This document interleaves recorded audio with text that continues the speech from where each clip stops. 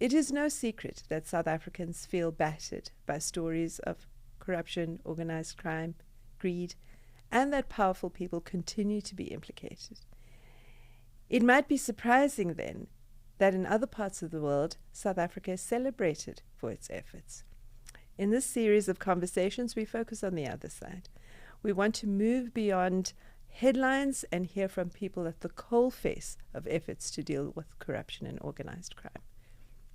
I'm Cheryl Frank. I run the Anti-Corruption and Accountability Project at the Institute for Security Studies.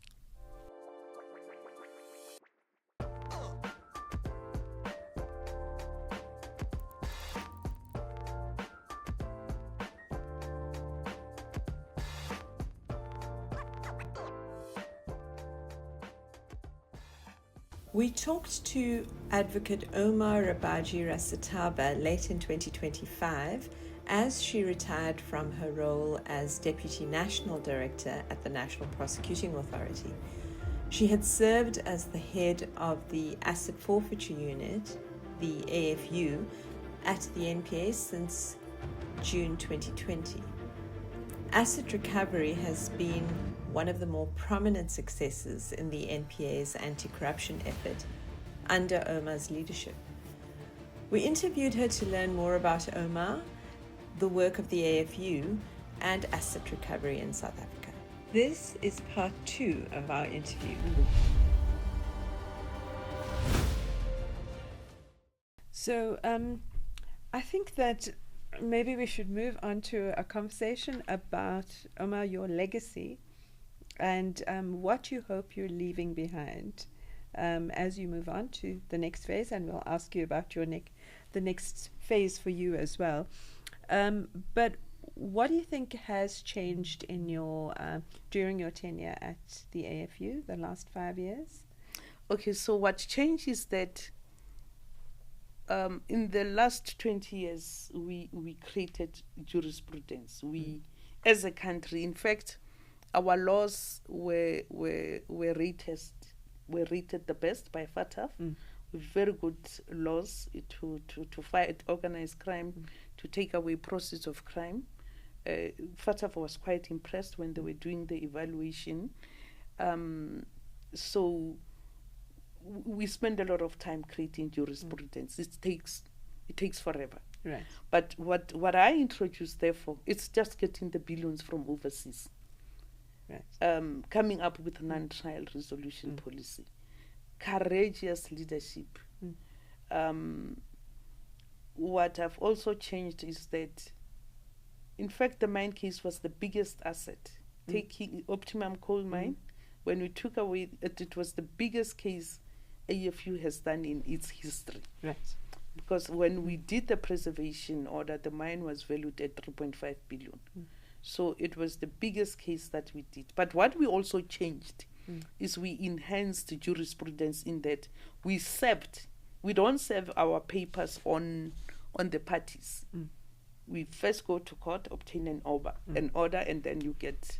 But we did serve on the parties because we thought that if we don't serve on the business rescue practitioners, the potential buyer of the mine, we're going to have challenges, because going to court without serving on the other people that you want to take away, it comes with the extra duty of making full disclosure to the court. Right. But we don't know what other tricks or how they've hidden money or how they went about that transaction. So we don't have the full facts because everything is hidden, right?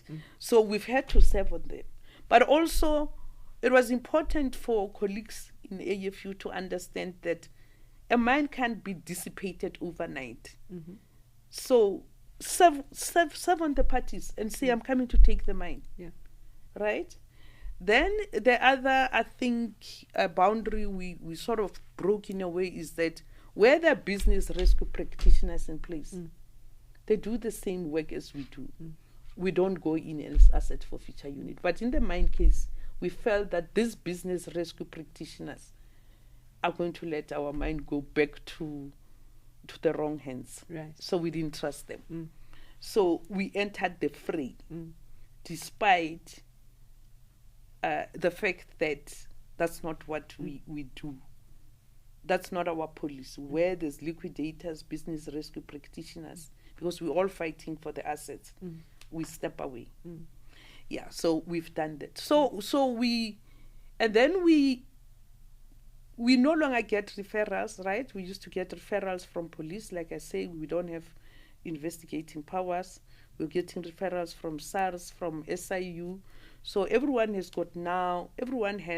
institution, or most of them, has got powers to seize assets. Right. So we've had to almost create own cases, or without getting, let's say, a proclamation from the president.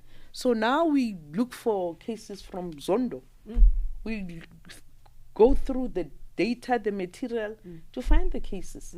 So we're doing cases that we have to find ourselves. We're working with international partners or law enforcement agencies like USA, DOJ, to find cases or to do non-trial resolutions. Right. So that's where we are. That's what has changed drastically. And what has enabled? Those are substantial successes that you name during your tenure. Also building those relationships with, for example, the Department of Justice in the US and so on. What has enabled that level of achievement from an institution? I mean, by international standards, South Africa is small. You have limitations in terms of capabilities in the digital area and a whole range of other areas. So what is enabled that was to come up with an asset forfeiture strategy, right, which is business unusual, like turnaround. What are we going to do differently? Right. We know that money left the shores of this country. Yes, business as usual must continue, as I've told. That's prevalent crime in the communities. Our communities must feel safe. So it's coming up with an asset recovery strategy. And when I learned that most countries have got a non-trial resolution policy, I jumped. I said I will lead that project because I could see how it's going to enable us to enter into resolutions with big corporates. So, but also expanding your reach as AFU.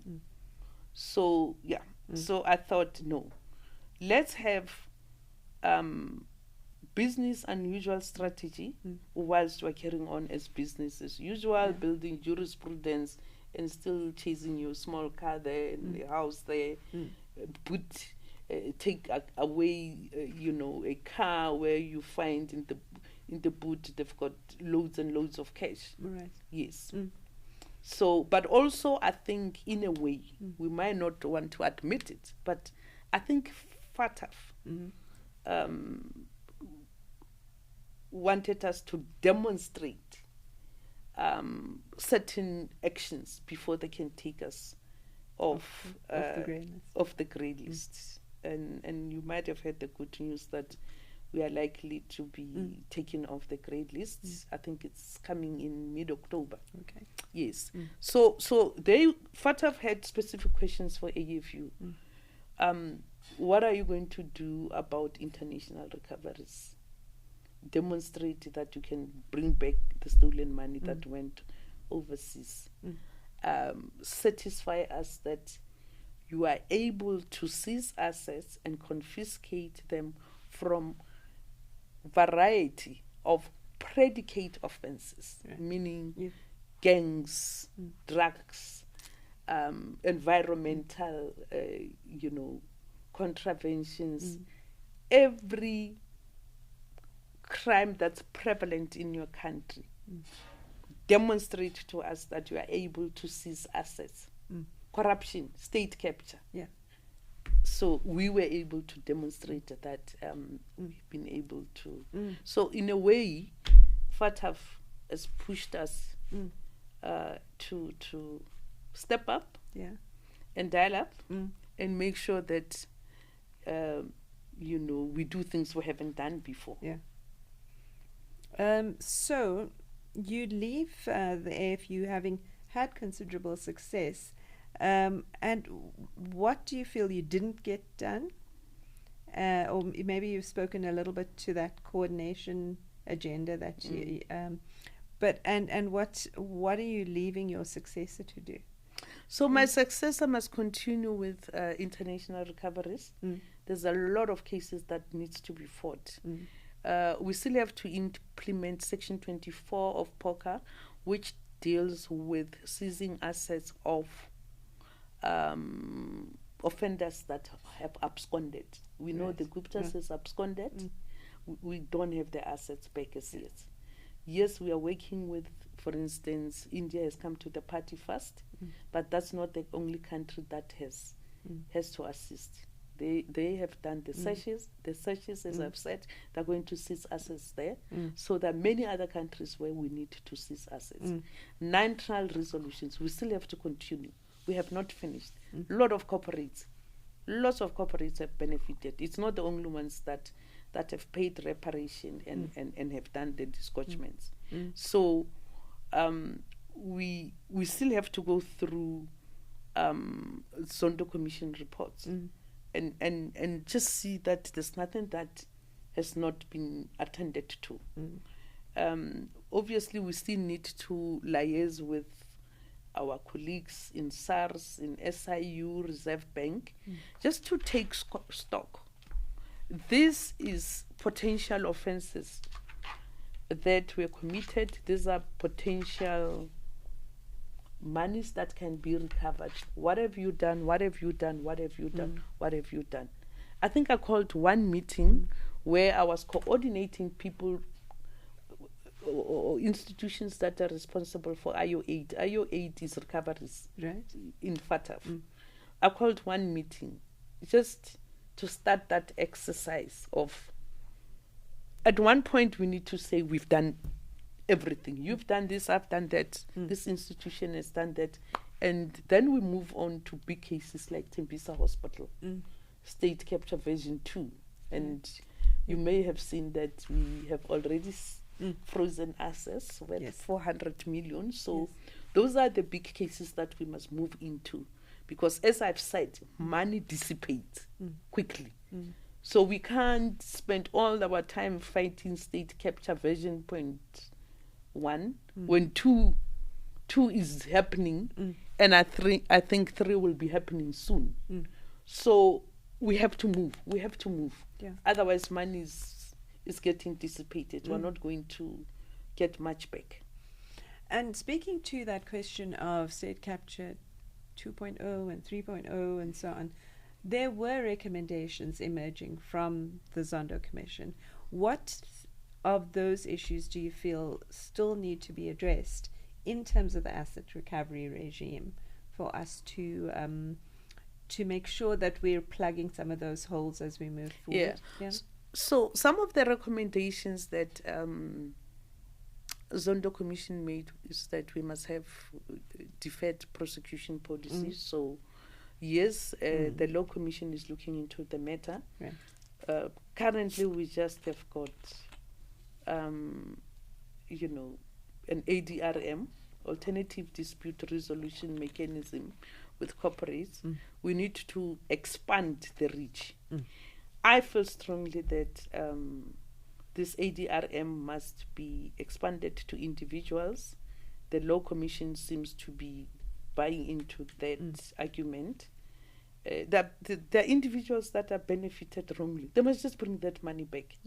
So we need to expand into that. So we've only done corporates. So we still need, in terms of Zondo recommendation, to move into to other areas, deferred prosecutions, expanding alternative dispute resolution mechanism to individuals, and all the other forms of non-trial resolutions. There are many. That's one. Number 2, there's a recommendation that they made, which, well, no one talks about it, and so it might be controversial, where they said that we need to look at the structure of NPA to see whether they still fit for purpose.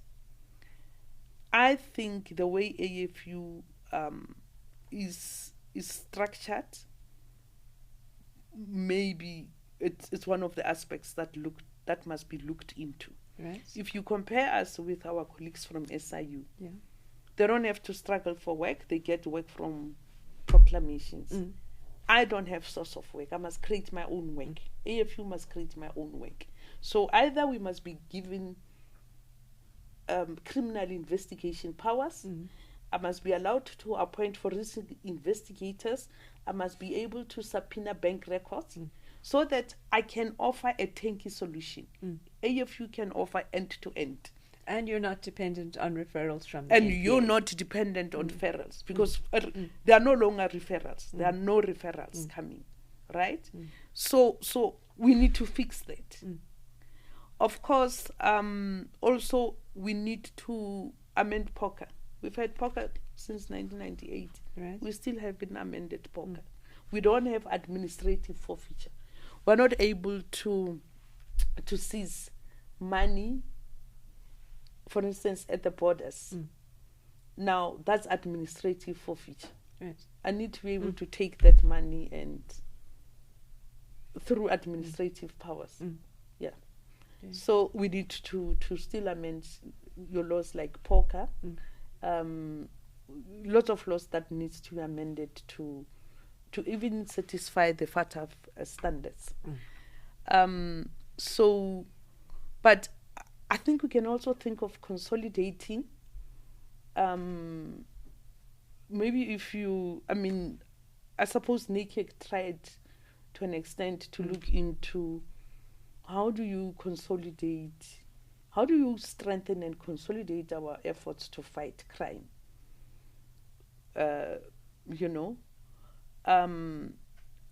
AFU doesn't have a statutory mandate. We get a mandate from the NDPP because POCA chapter 5 and 6 says the NDPP can bring civil non-conviction based and conviction based recoveries. That's all. Nowhere does it say there shall be a unit called. Right. No, so we don't exist in law. Yeah. We As the SIU does and the Yes. FIC do. Yeah. We don't exist in law. Yeah. NDPP gives us authorizations. If the next NDPP comes and takes away those papers, then there's no AFU. Yeah. So there's a lot of work that we still need to do. But then, of course, there are a lot of, for me, what I've seen when you travel the world in this law enforcement space, during the course of talking to other, law enforcement agencies all over the world, they've got strong prevention mechanisms. Right.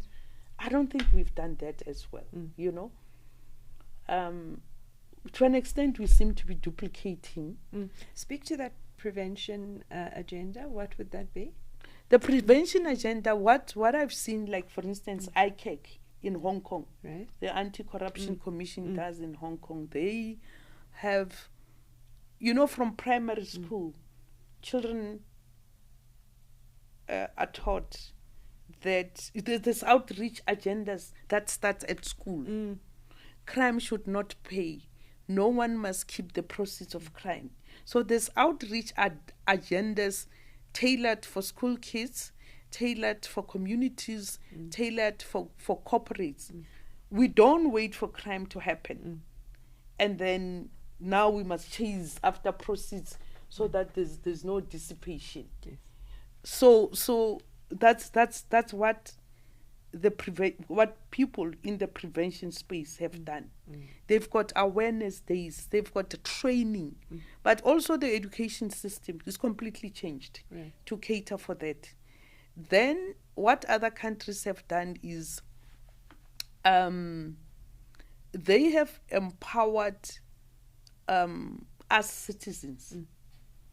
Like, for instance, no one knows whether that money that was given to all the departments in Kara, Right. from Kara, has been spent the way it ought to have been spent. Where is accounting? Where is records? Where is auditing for that? Right. We get audited in terms of the process up until putting money into Kara.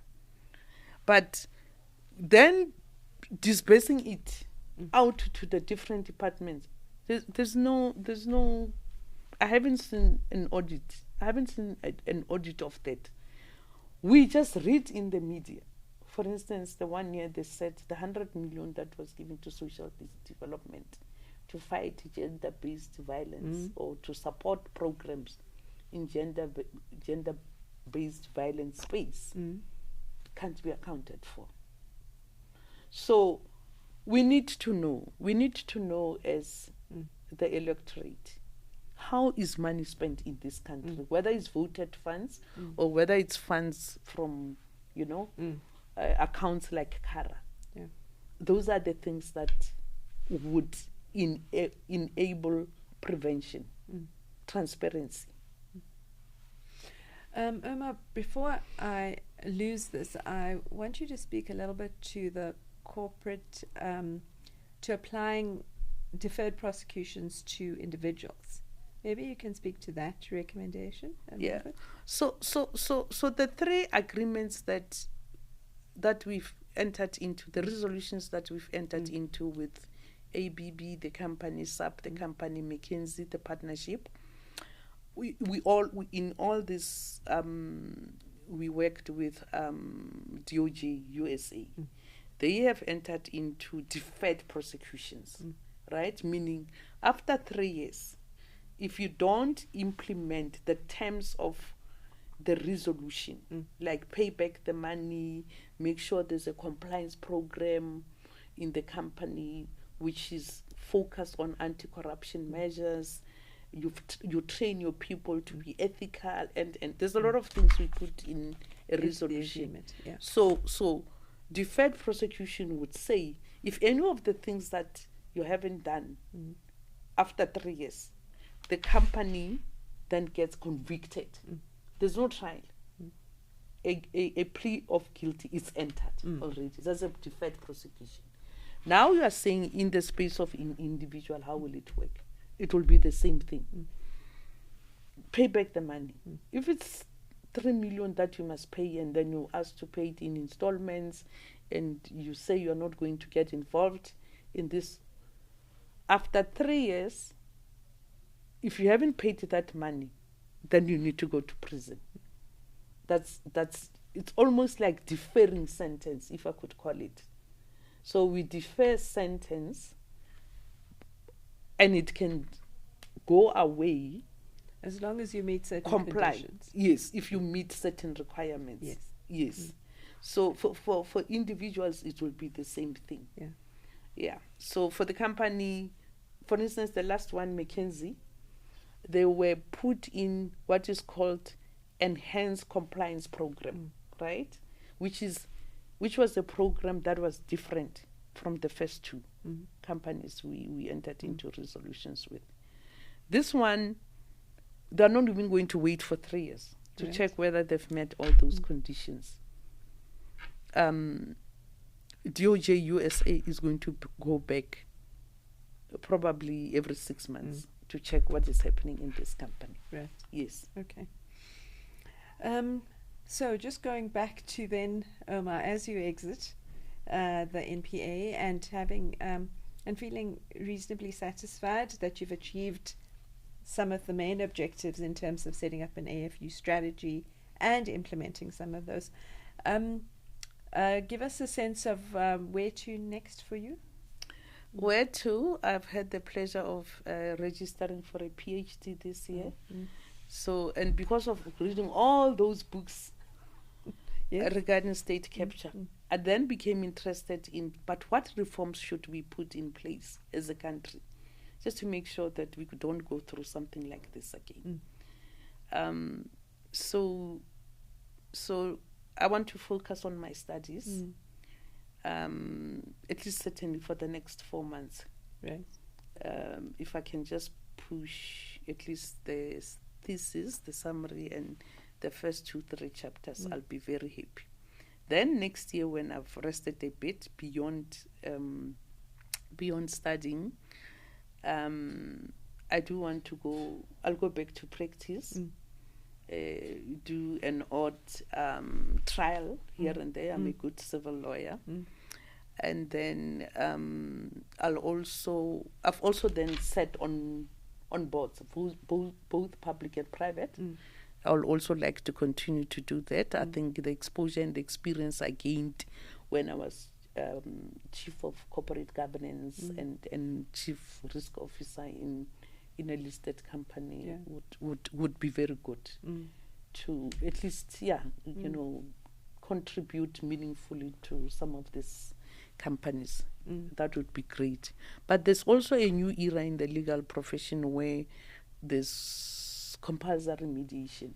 There's going to be compulsory mediation before matters go to court, because we've got like trial roles going to 2028 now. If you apply for a court date, you'll get it at, maybe after 2030. So there's going to be forced mediation. So I'm trained as a mediator and arbitrator. So I do want to go and play a role in that space. Yeah. So I've got a lot lined up. That's great to hear. We try to ask some personal questions also. So, but before I get to that, maybe I want to ask this. So you and I have talked about leadership a lot over the years. And I think you have a singular sort of philosophy around leadership. Tell us a little bit about what's in your head about leadership. I think as a leader, you must fail first or succeed first, right? Whatever it is that you want to try, if it's in the law, yes, there'll always be noise. Yes, there'll always be criticism. Can you quickly do it and fail in it if it's going to be a failure? So right. I'm asking for courageous leadership. I'm asking for decisiveness. And as long as it's within a legal framework, follow the law, but do it fast, right? I think the country is burning. There's a burning platform. Without courage, we won't take away the process of crime, and we won't prosecute criminals. We do need courageous leadership. So for me, I think that's what is needed in the country. But then, of course, we must also make sure that we coach and we mentor the young people that we work with. We must embrace them. I think the time to celebrate being the first black woman who's done this or the first one who's done that, it's good. But I think if you can make sure that you share your knowledge, you share your expertise, but of course you can also learn a lot from these young people, be a follower as well, but be able to influence people and take them with. So I'm happy that I think I'm leaving a very strong, competent team. Right. My successor, well, although it's an acting position, has been appointed. So I'm very happy about that. That I already have got a successor. So we should do that. Let's not want to rule from the grave. Right. Let's put in place succession. And make sure that we take the young people with as we move on to other things. So as a last few set of questions, I've always known you to be a very busy person, lots to do. What keeps you grounded and sane and centered? You always look very well put together. You always look in control of the situation. What holds us all together? So I think what holds all this together is knowing and believing and trusting that God is with me. Mm. And so when you believe in God, you know God goes before you. Right. So everything that I've done, I think God opened the way for me and made me meet people like you. For instance, I met you right at the beginning. You helped us with AFU.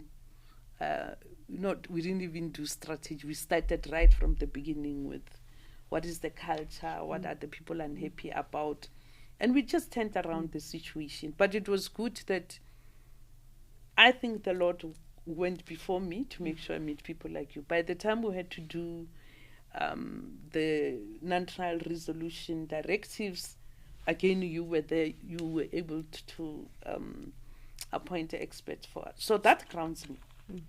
I know I'm royal priesthood. I'm highly favored, and God goes before me. So whatever I'm going to touch is going to succeed. Yeah. That grounds me.